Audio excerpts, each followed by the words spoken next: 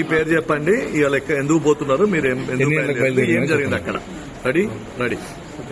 So నా పేరు వినయ్ కుమార్. నేను సన్సిటీలో శ్రీ చైతన్య స్కూల్లో ఫిజిక్స్ టీచర్గా పనిచేస్తున్నాను. గట్టిగా అయితే ఈరోజు మార్నింగ్ 5 o'clock బయలుదేరినాం. ఇక్కడ కాంటూర్ నుంచి 5 o'clock బయలుదేరినాం. మా బస్సు డ్రైవర్ కూడా నార్మల్ స్పీడ్లోనే వెళ్తున్నాడు. మన కూడా దాటిన తర్వాత ఇంద్రారెడ్డి నగర్ ఉంటుంది కదా, అక్కడికి రాగానే టిప్పర్ డ్రైవర్ ఆపోజిట్లో వచ్చి డ్రైవర్ సైడ్ నుంచి మొత్తం క్రాష్ చేసింది. చాలా ఓవర్ స్పీడ్లో ఉంది. మా బస్సు ఇప్పుడు కిందికి దిగడానికి కూడా రోడ్ చిన్నగా ఉంది. ఆ పక్కకు దిగినా కూడా మళ్ళీ బస్సు అంతా కూడా గుంతలోకి వెళ్ళిపోయే ఛాన్స్ ఉంది. కాబట్టి డ్రైవర్ అప్పటికి కూడా ట్రై చేసి మార్నింగ్ అంత హై స్పీడ్లో లేడు, మరి అట్లా స్లో కూడా లేడు, నార్మల్ స్పీడ్లోనే వెళ్తున్నాడు. కానీ టిప్పర్ డ్రైవర్ కూడా చాలా స్పీడ్లో వచ్చి కొట్టేసి ఆ వెనకాల ఉన్నప్పుడు వేరే వాళ్ళు ఉంటారు కదా, టిప్పర్ వెనక వచ్చేవాళ్ళు, వాళ్ళు కూడా అన్నారు యాక్సిడెంట్ అయిన తర్వాత ఎప్పటి నుంచో ముందు నుంచి కూడా చేవేళ్ల నుంచి కూడా స్పీడ్గానే వస్తున్నాడంట. మోస్ట్లీ కారణం అయితే ఆయన. ఇప్పుడు మీరు అక్కడ కళ్ళారా చూశారు కదా, ఆ సీన్ అసలు ఏంది, అసలు ఎందుకోసం జరిగి ఉంటుంది? ఒకవేళ టిప్పర్ కనుక ఎంటీ లోడ్తో ఉంటే మోస్ట్లీ ఈ చనిపోయిన వాళ్ళ సంఖ్య తగ్గేదేమో.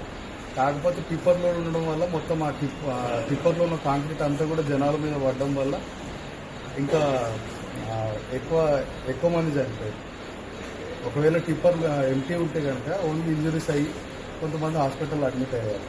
ఏమైందంటే టిప్పర్లో ఉన్న కాంక్రీట్ అంతా కూడా వాళ్ళ మీద పడే వరకు వాళ్ళు కూతురు ఆడకుండా సగం మంది అక్కడ చనిపోయారు. అది చాలా హెవీ స్పీడ్లో ఉండడం వల్ల మొత్తం ఒక 6th సీట్ వరకు అట్లే వచ్చింది. డ్రైవర్తో పాటు 6th సీట్ వరకు అట్లే కొట్టుకొని వచ్చి ఆ టిప్పర్ మొత్తం కూడా బస్ పై కొరగడం వల్ల ఆ టిప్పర్లో ఉన్న కాంక్రీట్ అంతా కూడా బస్సులో పడింది. మీరు ఎక్కడ ఉన్నారు? నేను 6th సీట్లో ఉన్నా. నా పక్కన లెఫ్ట్ సైడ్ రైట్ సైడ్లో డ్రైవర్ వెనకాలే ఉన్నా 6th సీట్లో.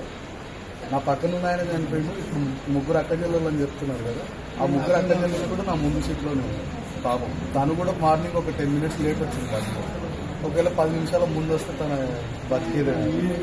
అంటే రోడ్డు విషయం అందరూ అంటారు కదా, రోడ్డు సక్రమంగా లేకపోవడం వల్లనే ఎక్కువగా జరుగుతుందంట. అది కూడా ఒక కారణమే. కాకపోతే ఈ సమయంలో మనం ఇది మాట్లాడుకున్న తర్వాత మళ్ళీ దాని గురించి పట్టించుకోకపోవడం కాదు కదా. ఇప్పుడు యాక్సిడెంట్లు అయినప్పుడే రోడ్ల గురించి మాట్లాడి కంకర్ మీ పైన కూడా పడ్డా? నా పైన కూడా పడింది. నా పైన కూడా పడింది.